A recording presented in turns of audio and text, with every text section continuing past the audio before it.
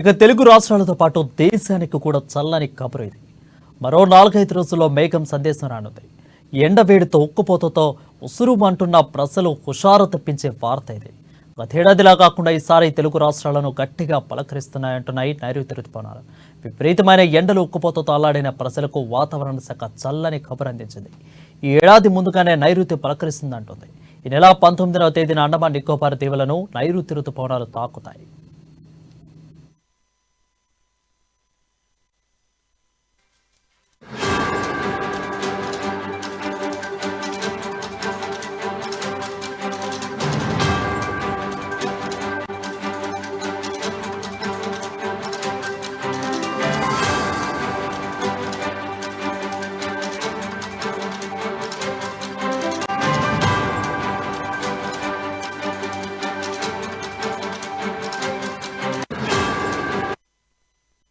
ఇక తర్వాత కేరళను పలకరించి తర్వాత తెలుగు రాష్ట్రాలకు చల్లని మబ్బులు తోసుకొస్తాయి.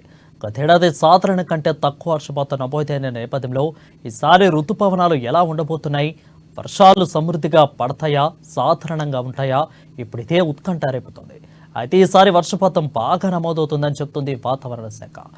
ఎల్నినో ప్రభావం తగ్గి లానినోని ప్రభావం రాబోతుందని, దీనికి దోహదం చేస్తుందని అంటున్నారు అధికారులు. ప్రస్తుత పరిస్థితులను బట్టి ఏడాది వర్షాలు విస్తారంగా కురుస్తున్నాయని ఇప్పటికే ఐఎండీ అంచనా వేసింది.